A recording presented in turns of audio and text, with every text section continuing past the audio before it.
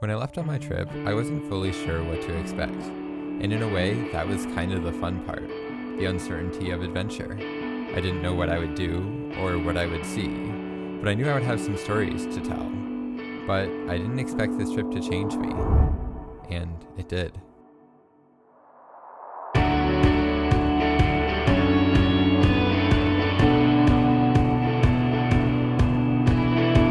As the days went on, it felt like I was truly living my life on the road.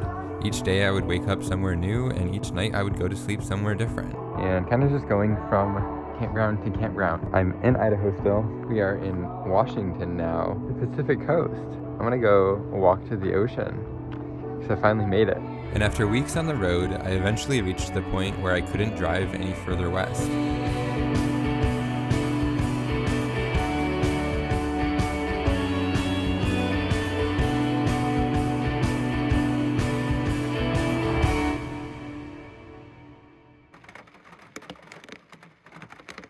Good morning. It is a rainy day here in Washington.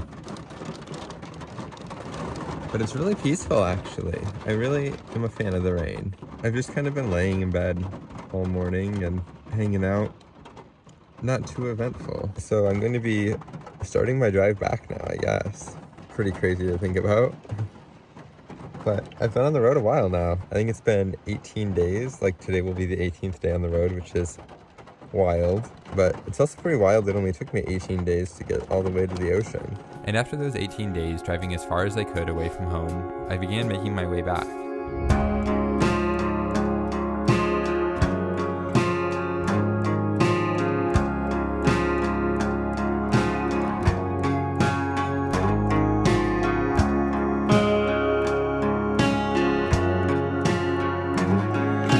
So right now I'm on this road heading up to this hike, and I think it's safe to say no one's been up here for a while. There's a whole tree in the road, so I gotta move that. And the further I got up this road, the more I realized that this was definitely not a well-traveled road. See, if I can make it past this boulder, I might be okay. But it's pretty tight, so I don't know. It's so heavy. So I guess I'm heading back down, but it's a really cool spot even up here. I'm literally in the clouds right now. So even though I couldn't get to the hike I wanted to, I made the best out of the situation, made some lunch, and enjoyed the view.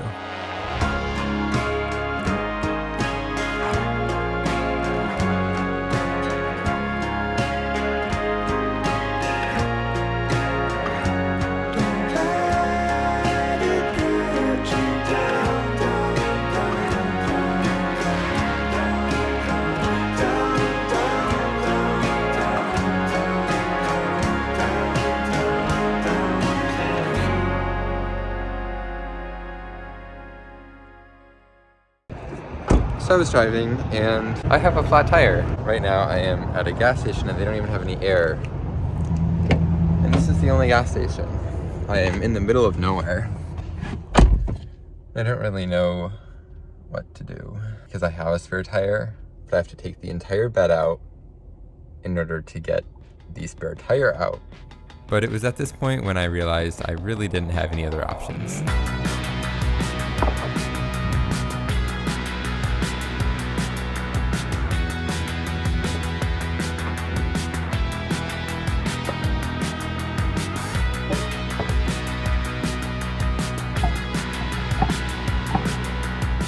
I eventually got my spare tire put on and spent the night at a nearby campground. The next day, I got my tire fixed and was back on the road.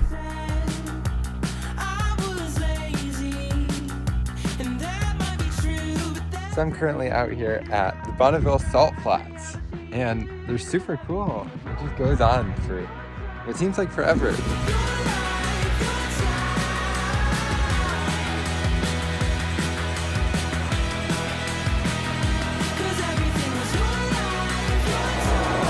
I feel like people drive by and they wonder why I'm out here taking videos of myself. But it's a beautiful sunset, so how could I not?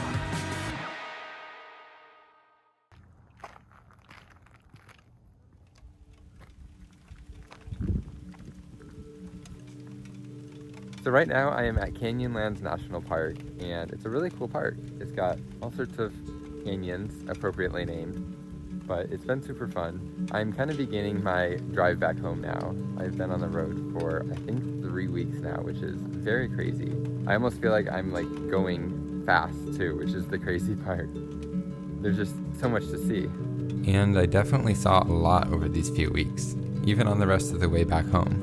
It's definitely been a pretty drive so far, but I still have quite a while to go. And eventually made my way back across the country. Right now I am at this campground in somewhere in Missouri. Not really exactly sure what town it is, some tiny town.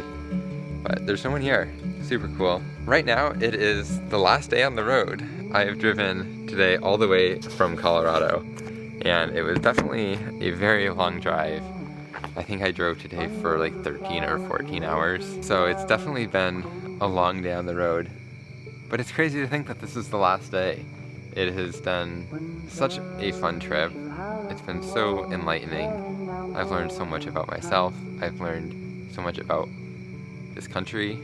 And it's just been really an amazing experience.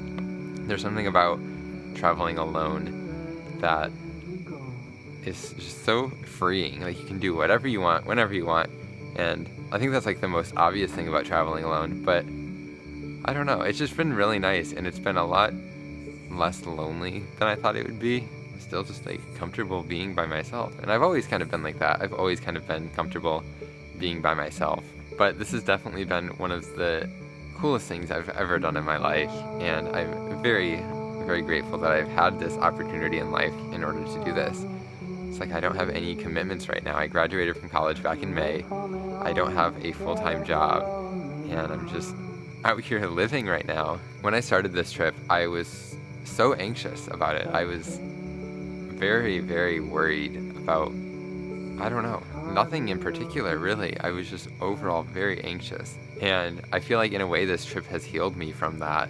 It has helped me kind of face all of my fears head on, of like sleeping alone in some wilderness area, or going on a ridiculously long hike, or climbing up a mountain, or any of these kind of things. And I've done it alone, and I've tackled these problems. And I think just overall this trip has really helped me grow as a person. It's helped me learn, and I feel like I know myself better now that I've done this. It definitely takes a huge step to go this far outside of your comfort zone.